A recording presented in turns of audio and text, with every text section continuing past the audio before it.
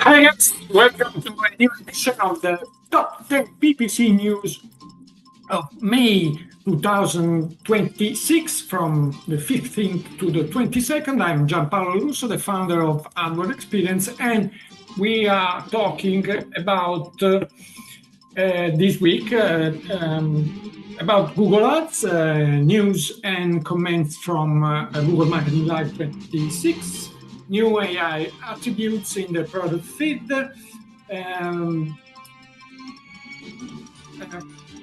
42 updates for LeadGen, app tracking and customer product pages, AI Max better than broad match in search for e-commerce, for Meta ads impressions per user doubled in the last 5 years, so scaling is a little more difficult now. Instant forms and other minor updates. Microsoft news from Activate 26, May updates and AI citations in Clarity. Let's start with 3 posts extra key top 10.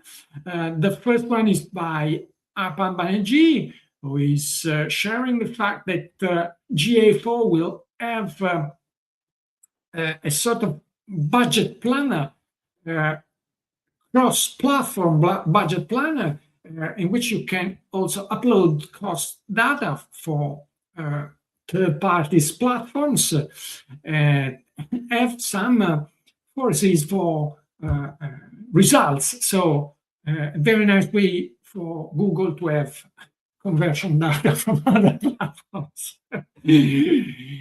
Okay. Vivek Gupta from on LinkedIn, and he's sharing the fact now you should have a sync column in custom column icon, which should synchronize all the settings of the account you're looking at in that moment towards all the other in your account manager. That would be very, very interesting to save time in setting the right columns. Thaaanks on LinkedIn again has shared the fact that now Google will have a sort of intermediate source grouping field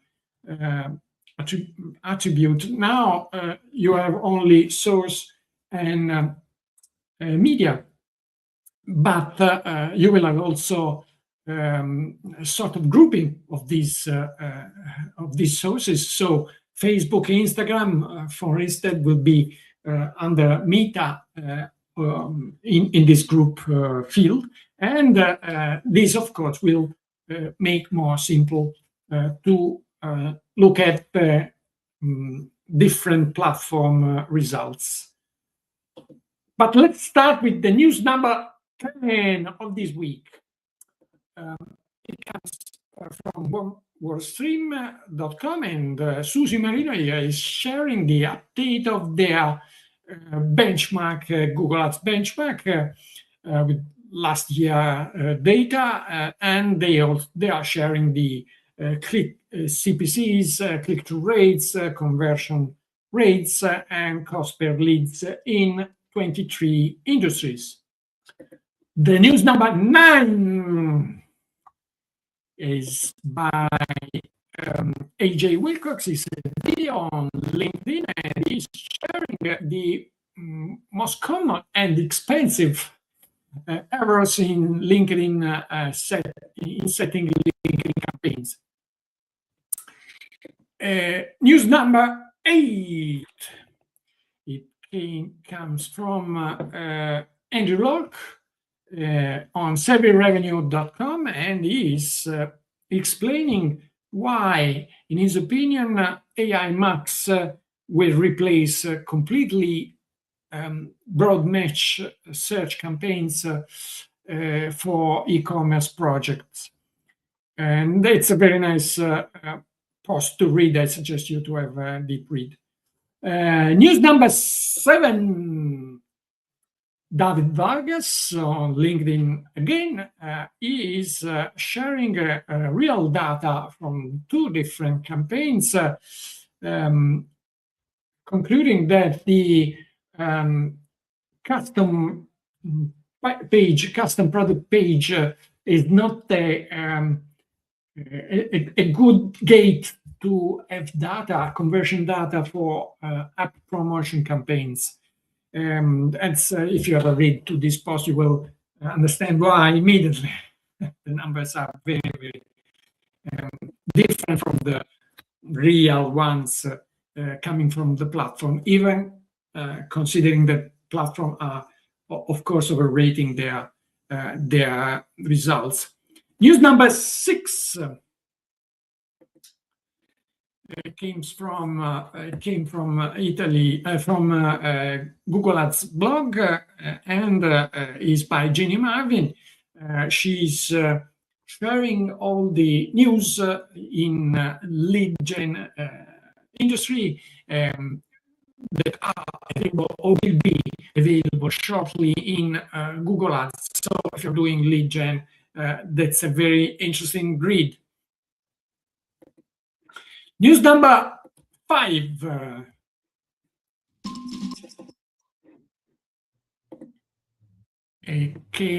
Comes from Anna Kobzola on ppcnewsfeed.com, and she's recapping here the new announcements made on Microsoft Activate 2026, which is the equivalent of Google Marketing Live for Microsoft.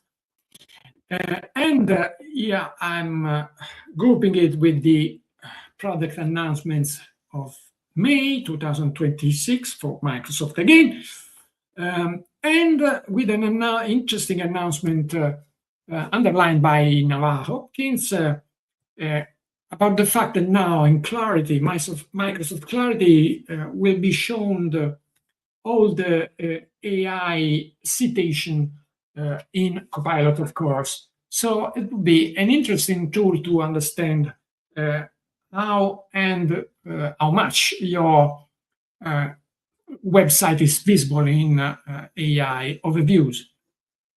News number 4.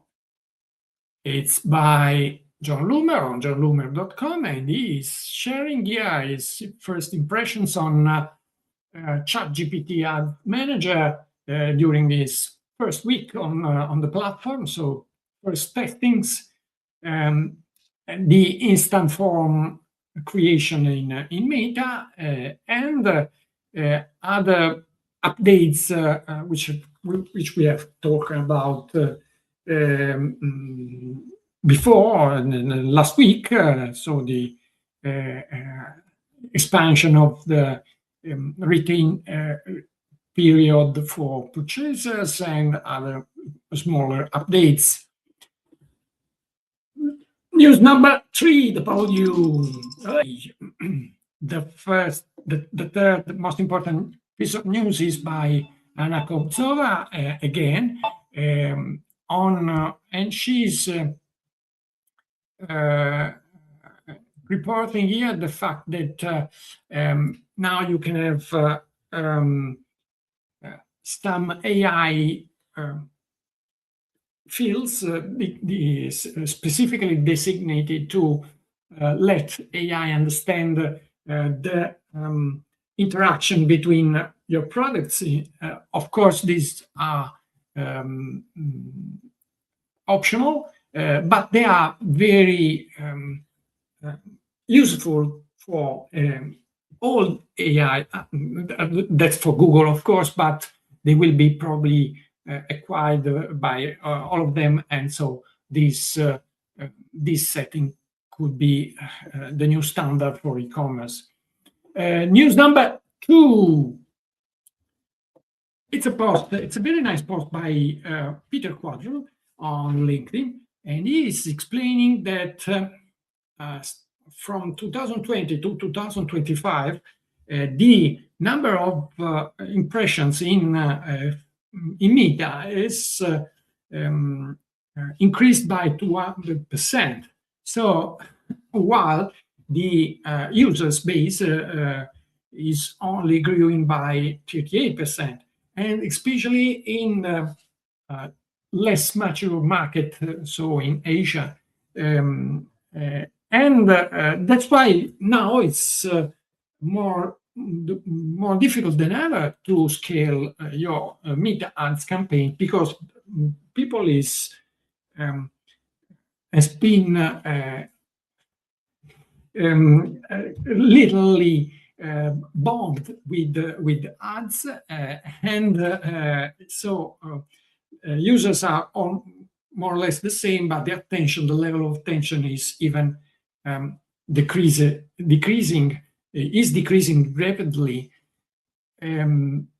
But the most important updates in the PPC sector in this week are of course the ones from Marketing Live, the announcements done in Marketing Live 2026. The first one I want to highlight is by Anna Kobzova on ppcnewsfeed.com, and it's a granular recap of all the announcements. The second post is by Jenny Marvin on LinkedIn, and she's highlighting the most important things, the most important announcements. The third post is by Rob Global on WorldStream.com, and is reporting the 11 most important announcements regarding Google Ads in his opinion, of course, and some reaction of PPC professionals, renowned PPC professionals. And regarding reactions, I highlighted also not so good reaction by Anthony Hyman and other professionals in the sector,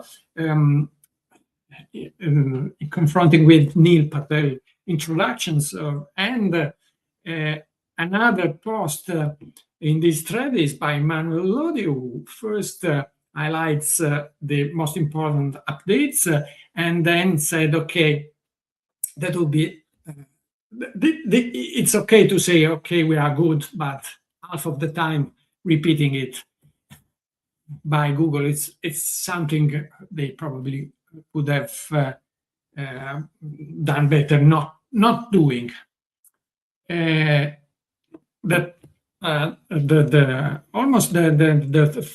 fifth post I want to highlight is by Thomas Excel on LinkedIn.com, and he's recapping again the most important features announced, and sharing the official PDF, the recap of the event.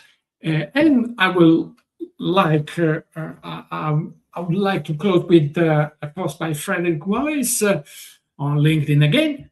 And here he's talking about, he's explaining that probably this is a keystone in the erasing of keywords as targeting options in the Google Ads campaign, in Google Ads platform. We'll close with the announcement of the winner of this week draw, which is Andrei Sinyakin, and my compliments to Andrei for taking the survey on our site, adworldexperience.com, and winning the Keep Calm and Follow Your ROI t-shirts. That's it for this edition. May the ROI be with you, and we'll see you next week. Ciao.